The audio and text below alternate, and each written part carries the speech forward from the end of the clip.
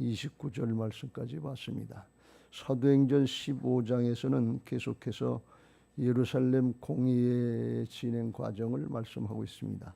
예루살렘 공의회라고 하는 것은 이방인에 대한 선교를 이제 공식적으로 예루살렘께서 다루고 그를 허가하는 과정입니다.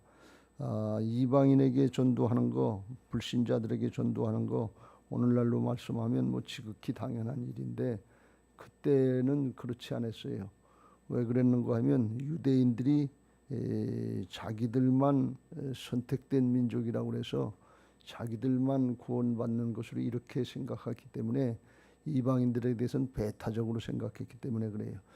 15장 1절 2절 말씀에 오면 그 근원을 말씀하고 있는데 이 문제가 된 근거를 말씀하고 있는데 어떤 사람들이 유대로부터 예루살렘에서 내려와서 안디옥 교회에 가르치되 너희가 모세의 법대로 할례를 받지 아니하면 능히 구원을 받지 못하리라 그랬어요.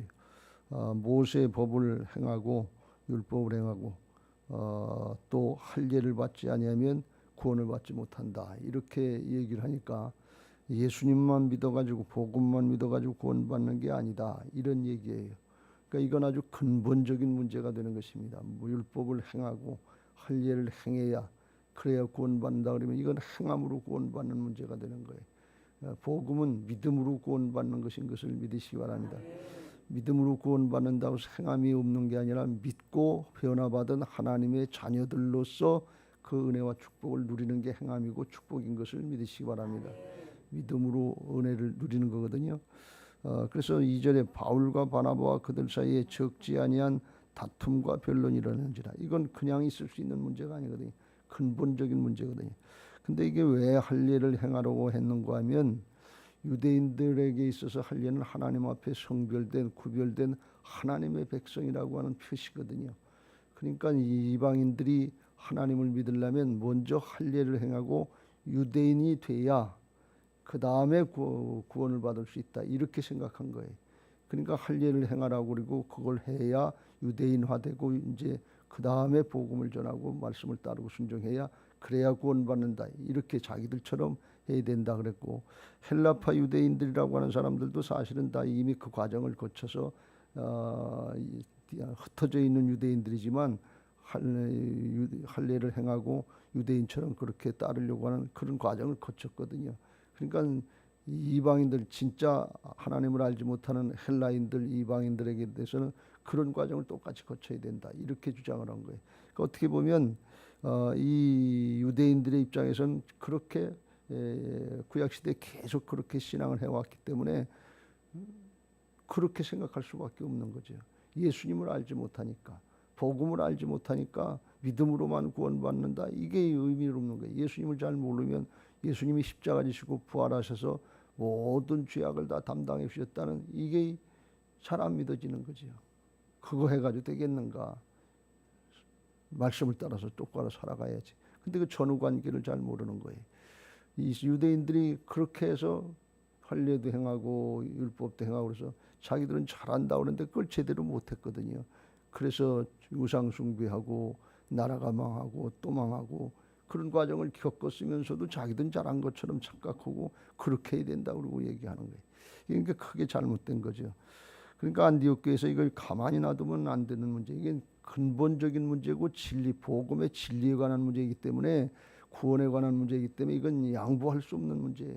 타협할 수 없는 문제. 여러분 진리에 하나님의 말씀의 근본의 신앙의 근본에 해당되는 것은 절대로 타협하면 안 된다는 것을 꼭 믿으시길 주의 이름으로 축원합니다. 불교를 믿어도 되고 마음에서 믿어도 되고 공자를 믿어도 되고 그런 거 없어요. 구원론에 관한 예수 그리스도밖에는 구원받을 다른 이름을 주신 적이 없다고 그랬어요. 이건 타협하면 안 돼. 목숨 걸고 하고 순교하더라도 죽더라도 믿음 지켜야지 적당히 다른 거 붙잡고 공자 붙잡고 맹자 붙잡고 뭘 붙잡고서 그렇게 하고서 천국 가는 거 아니다 그러면 내가 길이요 진리요 생명이 나로 말미암지 않고는 아버지께로 올 자가 없느니라 그랬어요. 예수님으로 말미암아 천국 가고 하나님께로 나가는 거지 다른 길로 없어요. 그래서 이게 큰 문제가 됐던 거예요. 그냥 일상적인 문제 넘어갈 수 있는 문제가 아니라 복음의 핵심에 대한 문제이기 때문에 이건 양보할 수 없다 그런 말씀. 그래서 큰 일이 일어났고 이제 바울과 이제 바나바를 갖다가 예루살렘께 보내가지고서 이제 회의를 하게 됩니다. 거기 가서 4절에 예루살렘에 이르러 교회와 사도와 장로들에게 영접을 받고 하나님이 자기들과 함께 계셔 행하신 이방인들의 행하신 일을 모두 이제 말했단 말이죠.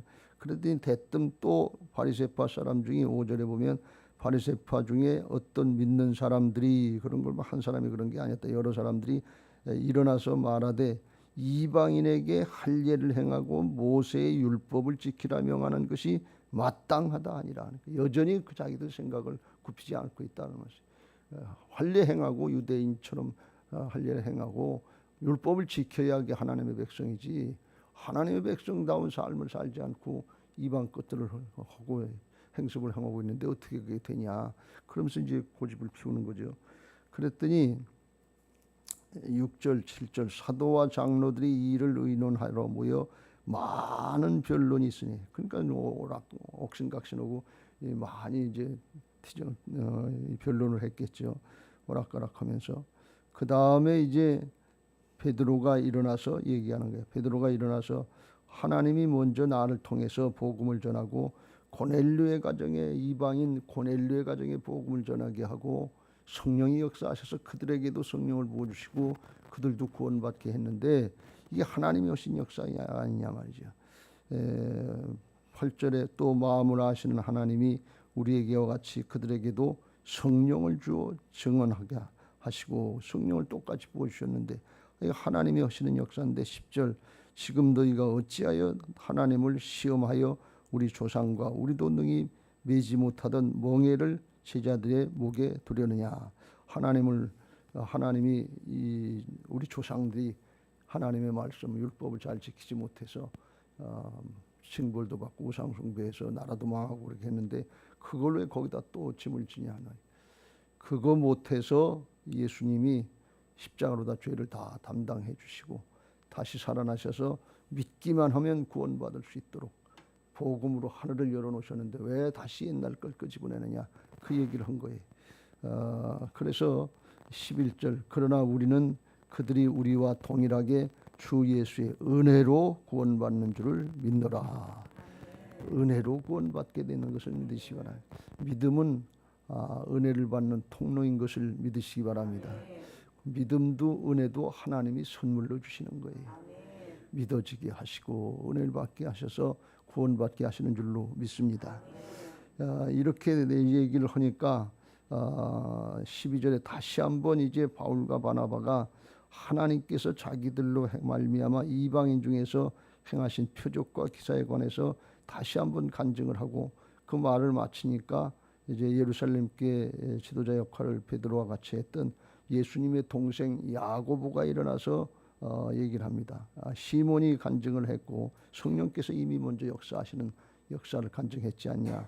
그리고 15절부터 18절에 아모스 선지자를 통해서 모든 이방인들도 주를 찾게 하려 함이라고 이미 하나님의 말씀에 예언되어 있지 않냐. 그러니까 이 하나님의 말씀과 맞는 역사를 성령께서 행하시는 거다. 그러니까 이제 이게 잘못된 게 아니다 하는 것을 얘기하고 19절 그러므로 내 의견에는 이방인 중에서 하나님께로 돌아오는 자들을 괴롭게 하지 말고 다만 우상의 더러운 것과 음행과 목매어 죽인 것과 피를 멀리하라고 편지하는 것이 옳으니라. 그래서 그렇게 결정을 이 기본적인 네 가지인데 이거는 유대인들하고 또 하나님 믿는 사람에서 기본적인 것들이고 유대인들하고 관계를 잘 하려면 유대인들이 특별히 힘들어하고 어려워하는 것들 이런 것들은 안 하는 게 좋겠다. 근데 이건 뭐 신앙을 안 하는 사람도 기본적으로 지켜야 될 것 같은 기본적인 것들이기 때문에 그렇게 해서 이제 결정을 하고 유다와 신라를 택해서 안디옥 교회와 또 거기 근처에 있는 길리기아, 수리아 이쪽 지방으로 보내서 그 내용을 과정을 얘기하겠다 하고 예루살렘 공의를 잘 마치게 된 것을 볼 수가 있습니다. 이 문제가 대단히 결정하기 어려운 문제였고 유대인들처럼 그렇게 고집이 센 사람들이 양보할 수 있는 문제가 아니에요. 아주 굉장히 어려운 과정이었는데, 그런데 회의의 과정을 이렇게 보면 하나님 앞에 하나씩 하나씩 순리대로 잘 된 것을 볼 수가 있어요. 논쟁도 하고 다툼도 했지만 하나님이 함께 하시는 역사를 보니까 그렇게 되더라, 그런 말씀이 하나님의 일은 하나님이 하시는 줄로 믿습니다. 28절 성령과 우리는 이 요긴한 것들 외에는 아무 짐도 너희에게 지우지 아니하는 것이 옳은 줄 알았노니 그랬어요. 성령과 우리는, 그러니까 사람들만 하는 게 아니다. 안디옥 교회가 성령과 함께 이 일을 처리하려고 주님을 의지했다는 것을 말씀하고 있는 게, 성령께서 함께 하시니까 싸움이 나고 다툼이 날 뻔하고 큰 소리도 많고 한참 많은 다툼이 있었다 그랬는데, 그런 과정 중에도 하나씩 하나씩 정리돼서 행해나는데 이게 교회가 질서가 잡혀 있는 걸 볼 수가 있어요. 아랫 사람들이 이제 바리새인들이 막 논쟁을 하고, 그리고서 이제 그 다음에 베드로가 간증을 하고, 또 바울과 바나바가 또 간증을 하고, 맨 마지막에 야고보가 일어나서 얘기를 하니까 그걸 받아들인 순서가 이렇게 착착착착 맞아가는 걸 볼 수가 있어요. 질서가 잘 잡힌 게 돼야 될 줄로 믿습니다. 사람이 사는 데니까 교회든 어디든 다툼이 있을 수 있고 논쟁이 있을 수 있고 회의 과정에 이런저런 의견이 있을 수 있어요. 그런데 우리가 성령을 의지하면 하나님의 일이기 때문에 하나님께서 주관하신 대로 순서대로 잘 정리가 되고 순조롭게 잘 이루어지게 되는 은혜가 있게 될 줄로 믿습니다. 이게 성령이 하시는 일이기 때문에 그렇다, 그런 말씀이에요. 창세기서 24장에 보면 아브라함의 아들 이삭의 며느리감, 이삭의 이제 아내죠. 아브라함의 며느리감을 찾으려고 이 아브라함이 그의 종 엘리에셀을 갖다가 자기가 나온 고향으로 그쪽 이제 메소포타미아 지역으로 보내면서 부탁을 합니다. 자기 아들을 데려가지 말고 너만 가서 택해와라. 그래. 하나님의 약속의 땅이니까 그 여자가 오지 않는다 그러면 그래도 아들을 데려가지 말아라 하면서 하나님의 말씀을 지키면서 낙타의 열필에다가 그 뭐 좋은 것들 다 해가지고 자기 고향인 나홀성으로 보냅니다. 이 엘리에셀이 이제 오랫동안 갔겠죠. 강도의 위험도 있고 여러 가지 도적대 만날 위험도 많은데 하나님 앞에 기도를 하면서 가는 거예요. 굉장히 어렵고 힘든 일인데 엘리에셀이 우리 주인의 아브라함의 하나님 여호와여 원하건대 오늘 나에게 순조롭게 만나게 하사 내 주인 아브라함에게 은혜를 베푸시옵소서, 그렇게 기도하고 가는 거예요. 이게 일이 어렵고 힘드냐가 문제가 아니라 하나님이 도우시느냐 안 도우시느냐 거기에 달린 것을 믿으시기 바랍니다. 아무리 일이 어렵고 힘들고 위험한 일이라도 하나님이 순조롭게 하시면 순조로워지는 거예요. 근데 하나님이 함께 하시지 않으면 별거 아닌 것 같은데도 얘기하다 부부간에 다툼도 일어나고 별일 아닌 것 같은데도 툭툭 일이 튀어나오고 그런단 말이지. 하나님이 사단이 방해하는 것들, 그런 것들을 물리쳐 주시고 정리해 주셔야 될 줄로 믿습니다. 그렇게 기도하고 거기 이제 땅에 머물러서 성중에 이제 딸들이 나와서 물길로 나올 때 자기 마음에 혼자 그러는 거예요. 한 소녀에게 이르기를 내가 청하건대 너는 물동이를 기울여 나로 마시게 하라 하리니 그의 대답이 마시라 내가 당신의 낙타에도 마시게 하리라 하면 그는 주께서 주의 종 이삭을 위하여 정하신 자라 이로 말미암아 주께서 내 주인에게 은혜 베푸심을 내가 알겠나이다 그랬어요. 그래서 물 좀 마시자고 그래서 물바가지를 주면 요청을 안 했는데도 그 아가씨가 그 처녀가 낙타에게도 내가 물을 주겠다고 스스로 자원해서 그렇게 하는 여자가 나오면 그러면 하나님이 보내주신 여자인 줄 알겠습니다. 이런 기도를 자기 마음으로 혼자 한 거예요. 근데 낙타가 10마리예요. 여러분 낙타가 10마리면 낙타는 물을 사람 모양 한 모금 마시고 끝나는 게 아니고 통째로 갖다가 디립다 갖다 디립어야 10마리 다 먹을 정도로 들이다 보려면 이게 여자가 물 기르는 게 얼마나 힘드냐 말이지. 거기 물 기르는 거 뭐 오늘날처럼 수돗물 틀어놓고 하는 것도 아닐 텐데 도로래로 하든지 뭐 길어 올리든지 해야 될 텐데 그렇게 하는 사람이면 알겠다는 게 아주 굉장히 까다롭고 어려운 조건이. 그런데 15절 말을 마치기도 전에 리브가가 물동이를 높게 메고 나오니 그는 아브라함의 동생 나홀의 아내 밀가의 아들 부두엘의 소생이라.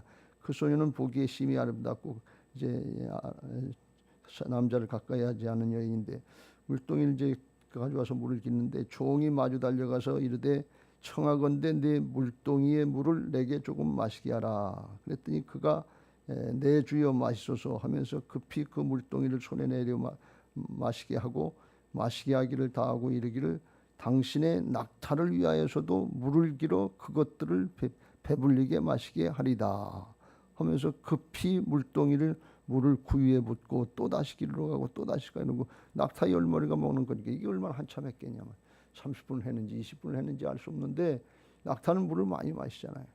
그러니까 이게 아주 굉장한데 그렇게 된 걸 그대로 자기가 하나님 앞에 기도한 거 그대로 순조롭게 이루어지는 걸 볼 수가 있어요. 이건 확률상으로 보면 확률이 뭐 제로에 가까운 일일 텐데 하나님이 하시니까 되더라고요. 그러니까 그 모습을 보고 이 엘리에셀 아브라함의 종이 여호와께서 과연 평탄한 길을 주신 여부를 알고자 하더니 낙타가 마시기를 다음에 이제 그에게 금색을 된 코골이 손목걸이 선물로 주고 이르되 내가 누구의 딸이냐 하면서 말하니까 부두엘의 소생이다니까 하나님이 인도하신 대로 그 친척에게로 와서 제대로 만났단 말이지. 이에 사람이 엘리에셀이 머리를 숙여 여호와께 경배하고 이르되 나의 주인 아브라함의 하나님 여호와를 찬송하나이다. 나의 주인에게 주의 사랑과 성실을 그치지 아니하였사오며 여호와께서 길에서 나를 인도하사 내 주인의 동생 집에 이르게 하셨나이다 하면서 감사 기도로 마치는 걸 볼 수가 있어요. 시작도 기도로 하고 마무리도 기도해야 될 줄로 믿습니다. 시작할 때 하나님께 맡기는 거예요. 하나님의 인도를 받으려고 그러면 하나님이 역사하시면 사단이 방해하는 것들 물리쳐 주시고 순조롭게 인도하신단 말이에요. 일이 아무리 어렵고 힘들어도 사람을 주장하고 사단의 방해를 물리칠 수 있는 분은 하나님 한 분뿐이신 것을 믿으시기 바랍니다. 이방인들에게 복음이 전해지고 하나님 나라의 역사가 확장된다고 하는 걸 사단이 볼 때는 아주 극치 싫어하는 일이에요. 어떻게 하든지 막아야 될 일인데 그걸 사단이 얼마나 방해했겠냐 말이에요. 그러니까 사람으로서는 가서 해봐야 바리새인들이 양보하겠어요. 끝까지 고집할 텐데 성령께서 미리 해놓으신 일이 있단 말이지. 이게 가만히 성경의 역사를 보면 사도행전의 역사를 보면 크게 세 가지 사건이 나오는데 하나는 오순절에 성령 강림해서 예루살렘 교회가 이루어지고 복음이 이제 교회가 이루어지고 복음이 전파되기 시작하는 예루살렘 교회가 이루어진 것이고 또 하나는 가만히 이제 안일하게 거기 예루살렘 교회에 몸을 안주하려고 하니까 핍박이 일어나게 하셔서 스데반이 순교되고 흩어져서 복음 전하게 해서 사울이 돌아오고 고넬료의 가정이 복음이 전해지고 하는 이런 일들이 일어나게 하고 안디옥 교회가 세워졌단 말이지. 근데 예루살렘 교회에 이루어진 성령의 역사도 그것도 성령이 하시고 핍박 같고 어렵고 힘든 것 같고 흩어지게 하는데 그것도 성령께서 하신 일이고 안디옥 교회에서 이 역사하는 이 이방 선교의 문제 이게 열리는 예루살렘 공회 문제 이것도 그 내용을 밑바닥을 보면 다 성령께서 인도하시고 계시더라 말이에요. 하나님이 하시는 역사인 것을 믿으시기 바랍니다. 우리들의 모든 일상이 다 그렇다는 사실을 인정하시고 받아들이시길 주의 이름으로 축원합니다. 여러분 내가 알아서 태어난 사람 있습니까? 알아서 김씨 집안에 태어나고 박씨 집안에 태어나고 작정하고 내가 얼마 동안 살다 죽기로 마음 먹고 온 사람 있어요? 나고 죽는 거 인생의 가장 중요한 걸 하나님이 주관하시는 거예요. 그럼 나고 죽는 것만 하나님이 주관하시겠냐면 인생의 과정은 하나님이 그냥 놔두시고 네 마음대로 살다가 죽어라 그러고서 그냥 놔두실까요? 아니에요. 인생의 과정도 하나님이 주관하시는 거예요. 그러니까 하나님이 함께 하시는 걸 믿고 하나님께 맡기면 순조롭게 인도하시고 질서가 잡히고 하나님의 역사가 이루어지게 될 줄로 믿습니다.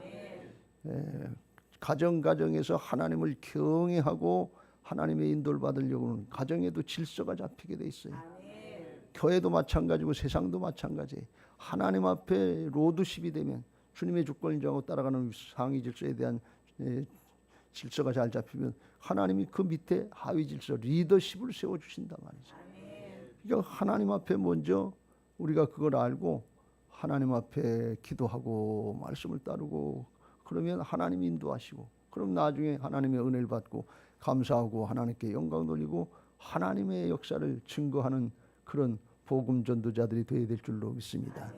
성경의 역사의 원리가 그거예요. 그러니까 그걸 믿고 우리가 신앙하면서 상대방하고 얘기할 기회가 부부간에도 있고 부자간에도 있고 가정에서도 형제자매들 간에도 있고 또 교회에서도 있고 뭐 목장에서도 있고 여러 가지 대화를 하는 경우가 많은데, 그런데 하나님의 인도를 받으시길 주의 이름으로 축원합니다. 우리가 순간순간 하나님의 이 역사를 잊어버릴 때가 얼마나 많은지 몰라요. 주님의 인도를 받으려고 그러고 주님을 생각하고 기도할 텐데 우리는 그건 잊어버리고 내 생각에는 이렇다 그러고 주장하고 내 경험에는 이렇다 그러고 자기를 내세우고 세상 걸 앞세울 때가 얼마나 많으냐 말이에요. 근데 그 내 생각, 내 판단 그 하나도 중요하지 않아요. 주님이 어떻게 하실 거냐 그런 얘기예요.